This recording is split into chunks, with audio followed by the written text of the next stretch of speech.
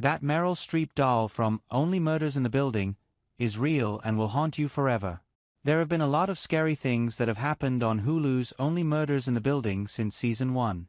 Obviously, there have been plenty of murders each season, and danger lurking around every corner. Season 4 took an even darker turn when Saz, Jane Lynch, was murdered, and the only remnants found of her body were her metal Bulgarian joints. But even with these killings, nothing has been more terrifying than what the trio found when they fled to Long Island in this week's episode. Charles, Steve Martin, has a sister named Doreen, Melissa McCarthy, whose house is filled to the brim with dolls. It is a lot for the Only Murders in the Building crew to take in, and even more terrifying for viewers. Even Loretta, Meryl Streep, gets a doll that looks just like her, and we're pretty sure we'll be seeing that doll in our bad dreams forever. It becomes clear in episode 6 that it's not just Charles that is being targeted by Saz's killer. Mabel, Selena Gomez, and Oliver, Martin Short, are also no longer safe. So, the trio hightail it out of Manhattan to hide out at Doreen's house. They might be safe from the murderer there, but they're just as at risk of falling victim to Doreen's emotional outbursts and disgusting Sweaty Betty cocktails. And then there are the dolls of all shapes and sizes that take up pretty much every inch of Doreen's home. Some are even life-size. While the trio might be temporarily free from the murderer's gaze, it still feels like they're being watched by the eerie dolls that Doreen has placed everywhere. Only Murders in the Building production designer Patrick Howe had his work cut off for him when he read the script for episode 7. He told IndieWire that there was an infinite number of dolls. It was hundreds and hundreds of them. The easiest way was to have that many instead of moving them around or multiplying them in visual effects.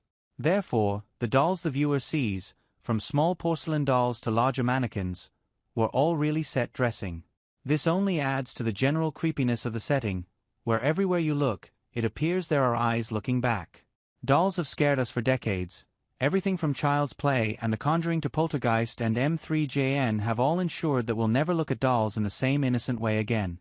Only Murders in the Building plays right into our fears that there's something sinister, or at least pretty odd, about all of Doreen's dolls. One of the weirdest dolls just so happens to look exactly like Loretta, complete with the signature braid pigtails. And that Streep doll is actually a real doll that production had made for the episode by a team that allows customers to request customized dolls. Howe explained, you gave them a lookbook of the vibe you wanted for the dolls, and then they would make clothes and create them. We were doing a likeness of one doll for Melissa and one doll for Meryl Streep that looked like Loretta. This company built them all to order.